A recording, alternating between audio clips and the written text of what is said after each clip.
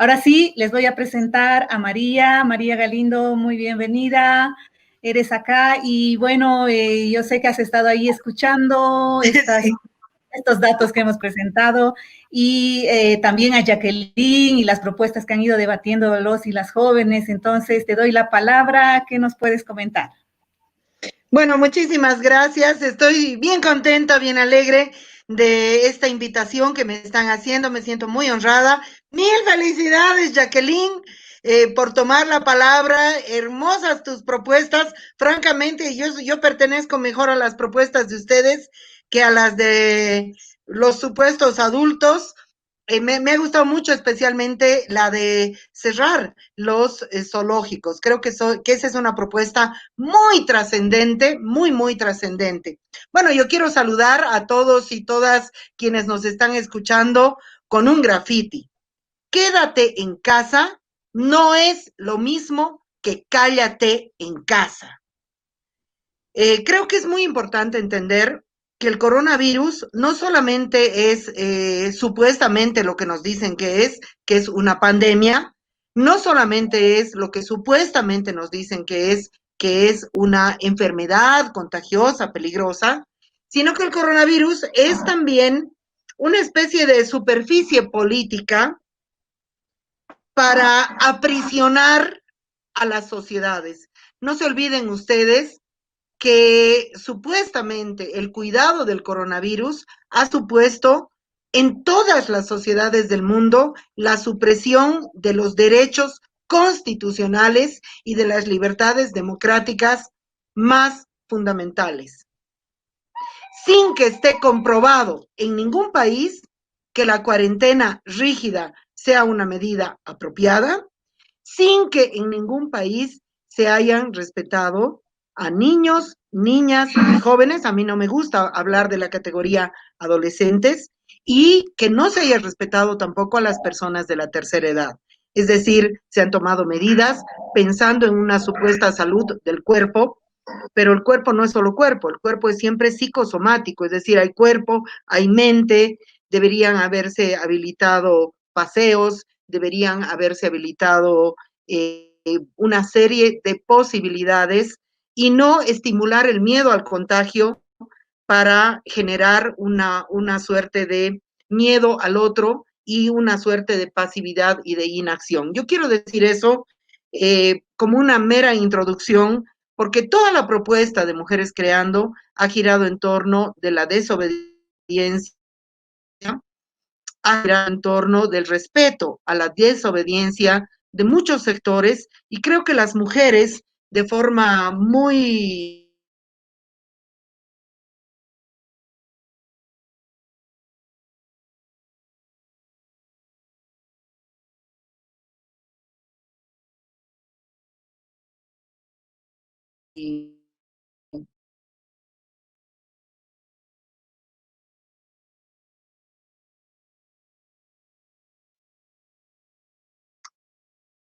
muy impresionante. Necesito. No estoy diciendo hago mi capricho, sino hago lo que yo creo, pienso por mí misma. Entonces, una de las, digamos, de las desobediencias más importantes ha sido la que ha garantizado la alimentación sana y la salud durante todos estos largos días de cuarentena, como es la desobediencia de las verduleras y de las fruteras, que esquivando a la policía, que arriesgando eh, toparse con cualquier tipo de acto de racismo, con cualquier tipo de acto de discriminación, han llevado alimentación fresca a todos los hogares, generando un tejido gigante, además más o menos manteniendo los mismos costos. Creo que ese es un gran ejemplo de una forma de desobediencia social muy importante que hemos tenido en nuestra sociedad.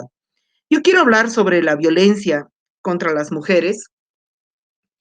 Ahora voy a entrar a ese tema que es en realidad el que me han pedido. Cuidado, digan ustedes, bueno, y esta habla de lo que se le ocurre.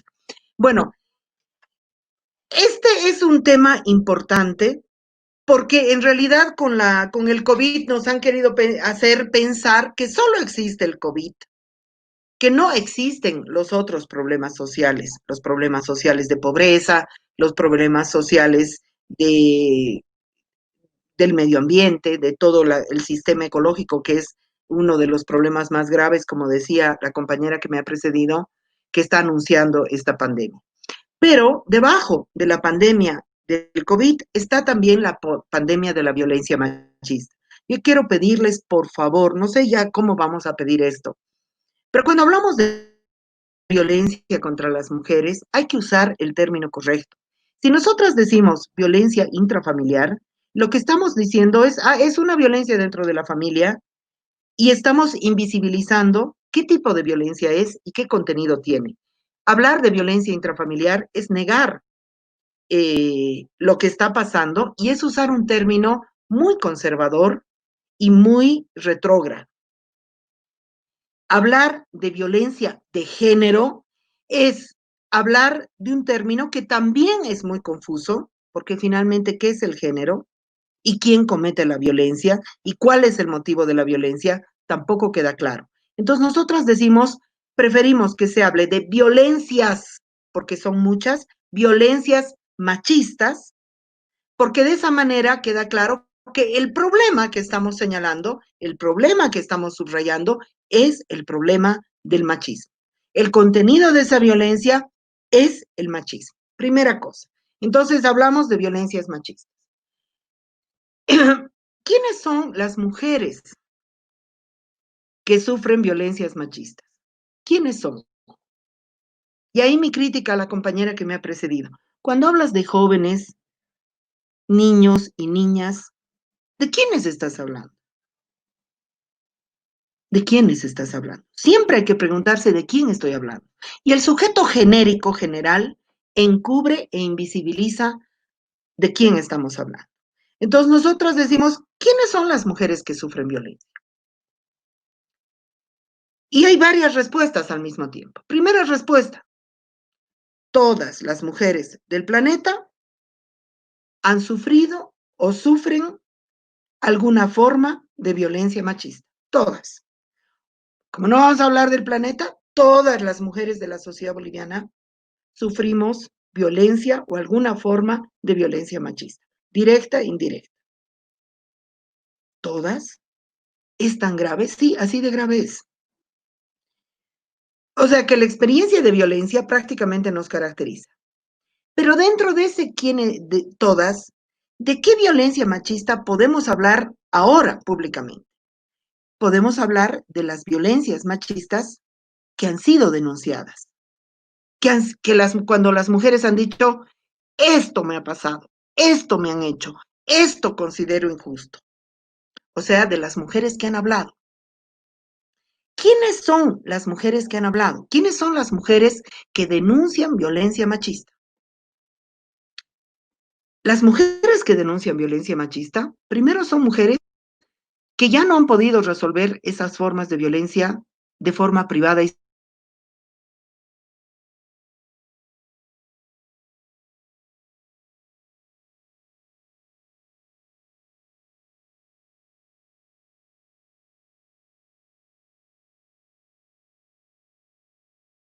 son mujeres que están.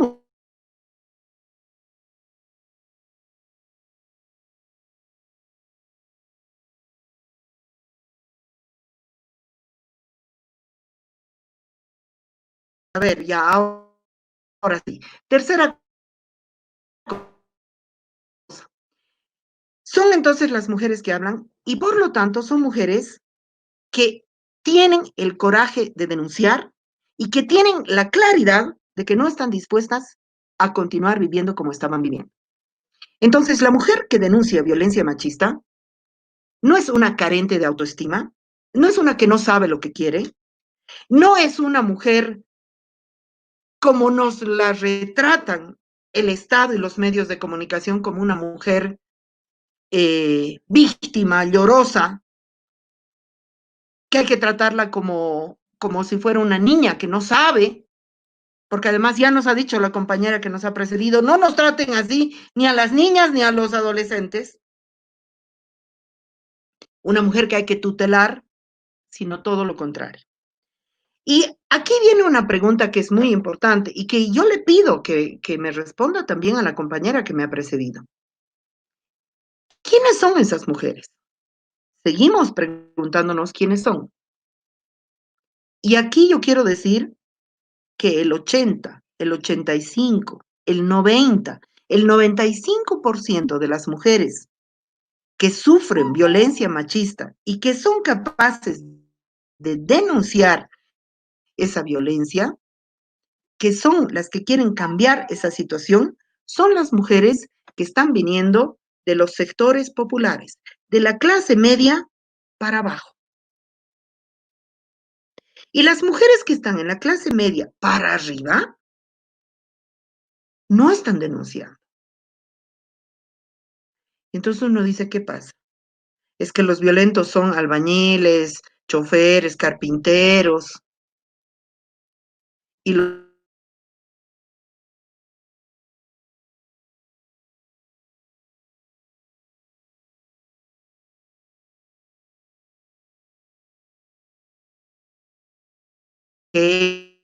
los, los no, están tratando de resolver en una esfera privada, preservando el control social, y son las mujeres del pueblo, son las mujeres de abajo, las que están dispuestas a ponerle cara y a cuestionar la situación en la que están.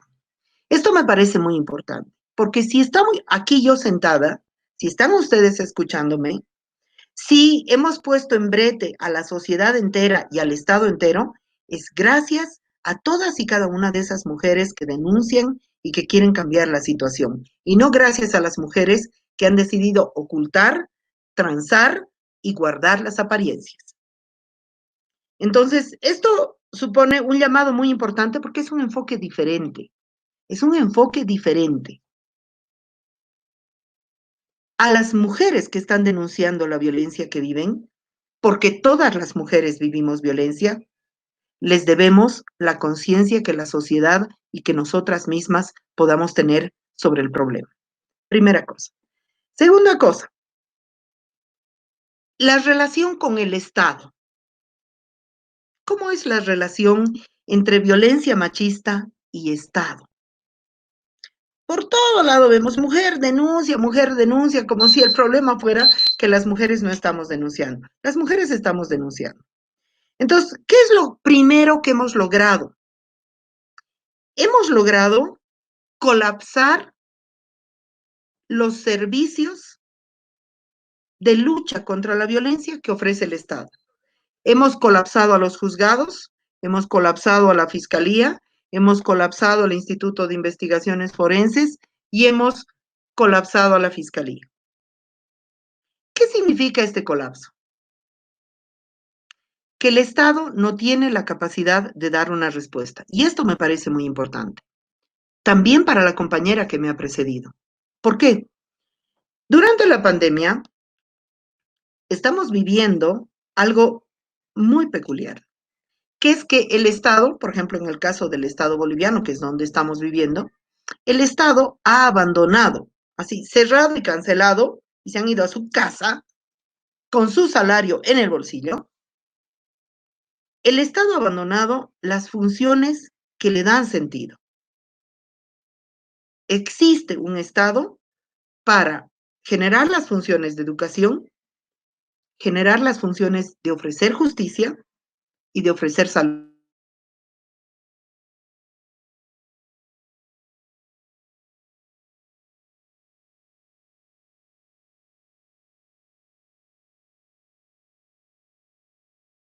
Eso.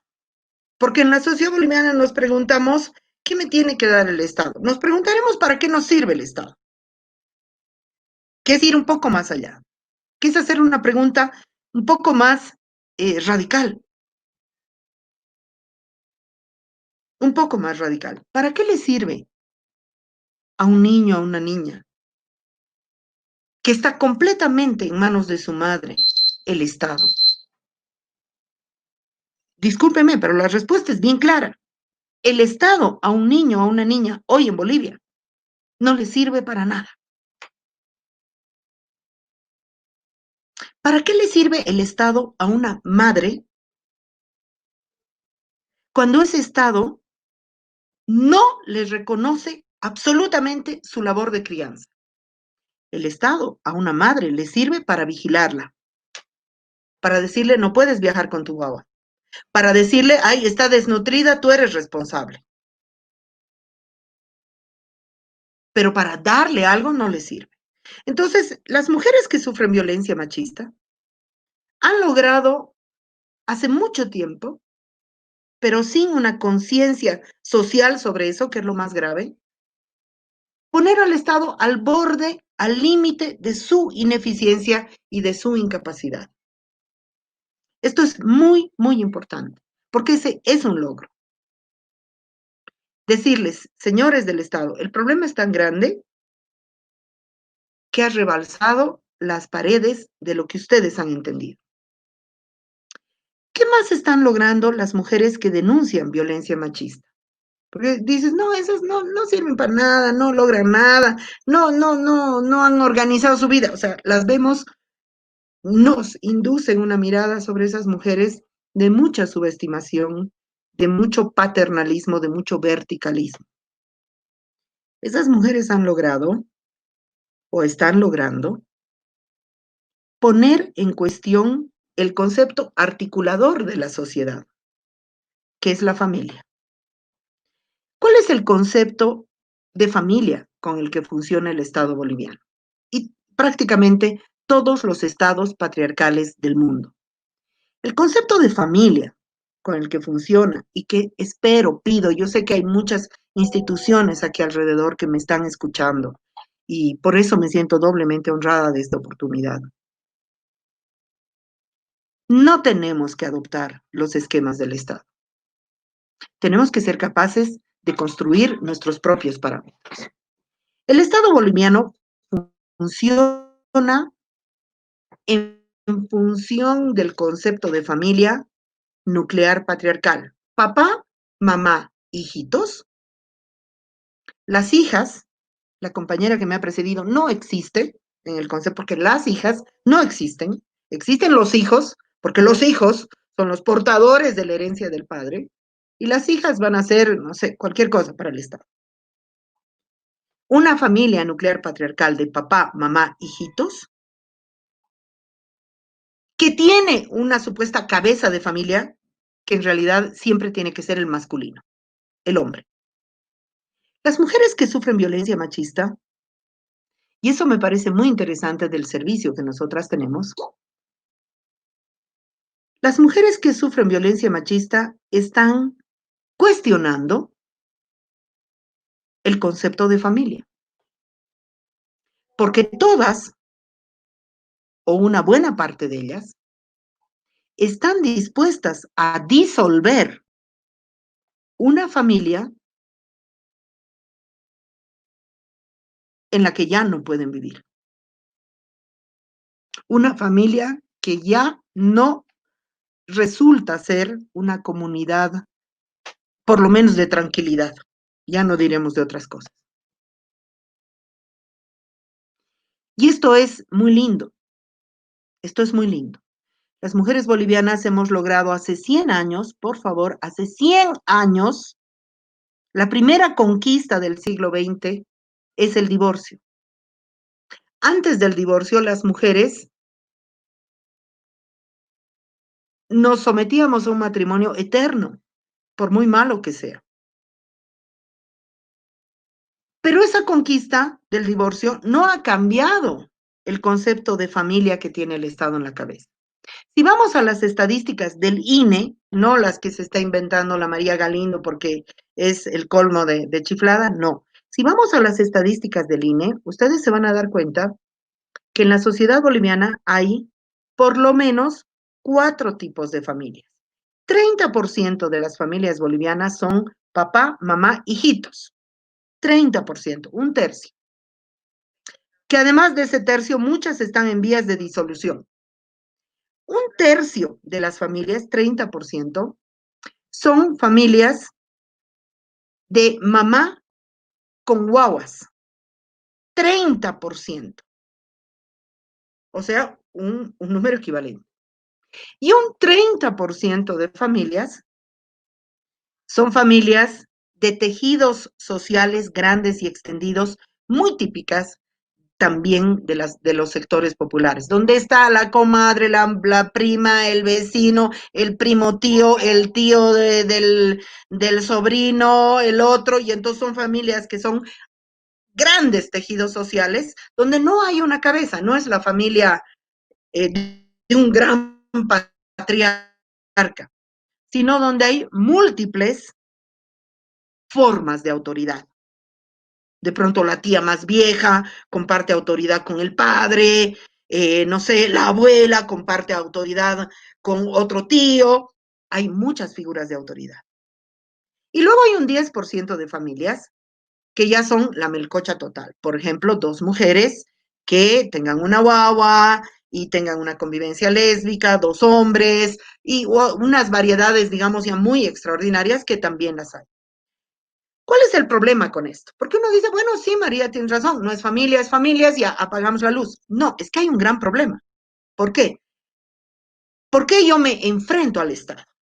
¿Porque soy anarquista? No, soy anarquista, pero no me enfrento por eso al Estado. Porque todo el sistema educativo funciona bajo el código de una familia de padre, madre, hijitos, donde la madre es una servidumbre en función de la autoridad del padre. Todos los colegios hablan de los padres de familia cuando nunca el padre asoma la nariz al colegio y donde se desautoriza día va y día viene a las madres. Entonces, todo el sistema educativo debería cambiar, porque el sistema educativo trabaja en función de la idea de una familia nuclear patriarcal que está haciendo, ese concepto está haciendo una forma de violencia y una forma de violencia tóxica contra los niños y las niñas, en la forma como ellos están mirando a sus madres y mirando a sus padres, en la forma como ellas están mirando a sus madres y están mirando a sus padres. Entonces, esto también es muy importante. ¿Por qué? Porque las mujeres que sufren violencia machista son las mujeres que están disolviendo la familia, replanteando el concepto de familia de la sociedad. Imagínense lo revolucionario que es eso. Basta hablar 15 minutos con una de esas mujeres para ubicar que ella está moviendo piedras muy antiguas y generando desde su nueva familia, desde su nuevo núcleo de convivencia, otro tipo de núcleo que el sistema educativo nunca va a entender. Entonces, les estoy hablando de violencia machista contra las mujeres desde el punto de vista de lo que esa violencia está conteniendo como cambios sociales. Esa violencia, además, nos lleva al límite, está llevando a la ley al límite. ¿Por qué? Porque nos está diciendo la ley, la administración de justicia estatal no resuelve un problema estructural tan profundo. ¿Cómo? Sí, porque agarras a un padre irresponsable, lo metes a la cárcel de San Pedro y no resuelves la irresponsabilidad paterna. Agarras a un padre irresponsable y lo llamas y le dices, joven, paga pues, y no resuelves. Porque ese hombre viene con su mamá, viene con su papá, viene a decir no tengo trabajo, viene a decir tengo 5 guaguas más, viene a decir no tengo plata, viene a decir rebajame casero. Y hablas con él y puedes hablar con él 3 horas, 5 horas, 20 horas. Al feminicida lo metes a la cárcel, en el mejor de los casos. Pero eso no te devuelve a la mujer que ha sido asesinada. No te la devuelve. Esa mujer no vuelve a la vida. Por lo tanto, estamos hablando frente a la violencia machista de una forma de justicia que es agua entre las manos, arena entre las manos. si vamos peor, de eso van a hablar las compañeras de Mujeres en Busca de Justicia con total autoridad, si vamos a un caso penal de violencia machista, bueno, eso ya es lo peor, porque en realidad esa es una especie de premio que reciben los hombres por cometer violencia machista, puesto que los procesos son largos, son caros y no llegan a ninguna parte y el tipo de penas no sirven, pero además meter a un hombre a la cárcel realmente tiene un valor muy, muy cuestionable. Entonces la violencia machista, las violencias machistas y esas maravillosas mujeres que merecen amor, merecen respeto, sobre todo respeto, que son las que están diciendo esto está pasando en un gran gigante coro en todas las esquinas de nuestro hermoso país. Están devorando, están llamando un cambio social mucho más profundo, mucho más profundo.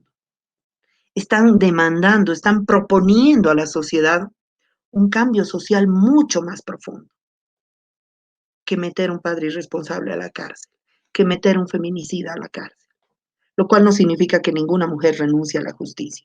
Por favor, que se entienda bien lo que estoy diciendo. Estoy diciendo, lo metes a la cárcel, pero es totalmente insuficiente. Y esa mujer es la primera que lo sabe. Esa mujer es la primera, no es que yo lo sé por ella, no, yo lo he aprendido de ella. Yo lo he aprendido de ella. Entonces, ¿cuáles son los cambios más profundos que estas mujeres están planteando? ¿Cuáles serían las soluciones, María? Bueno, voy a decir, la transformación de las estructuras sociales. La transformación de las estructuras sociales. La transformación de todas las relaciones hombre-mujer. Las sexuales, las laborales, las de amistad. La transformación del concepto de trabajo. ¿Por qué trabajo es cualquier labor que realizas fuera de tu casa y te pagan?